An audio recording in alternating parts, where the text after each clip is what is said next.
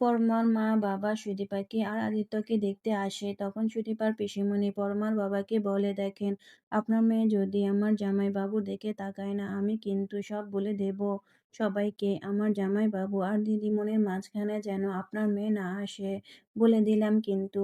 তখন পরমার মা এসে বলে, এ কি আপনার এত বড় সাহস? আপনি বাড়ির কাজের লোক হয়ে আমার স্বামীর সাথে এভাবে কথা বলছেন? তখন সুদীপার পিসিমণি বলে, আমি সব বলে দেব, সব। তখন পরমা এসে বলে, কি হলো, আপনি আমার বাবার সাথে এভাবে ব্যবহার করছেন কেন? আর কি বলে দেবেন বলছিলেন, আপনি বলুন, আমরা শুনতে চাই। তখন সুদীপাও বলে, হ্যাঁ পিসিমণি, তুমি কি বলবে বলছিলে? বলো, আমরা সবাই শুনতে চাই। তখন পিসিমণি আমতা আমতা করে আর বলে, আমি ওনাকে বলছিলাম আপনার মেয়ে যেন আমার দিদিমণির সংসারে না ঢুকে পড়ে।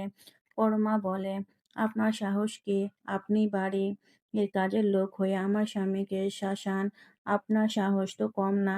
তখন পরমা বলে, সব দোষ আমার, সব শাস্তি আমাকে দাও, আমার বাবা মাকে কেন অপমানিত করছো? তখন সুদীপা বলে, কি বলছো কি তুমি? আমি কখনো তোমাকে এমনটা বলেছিলাম?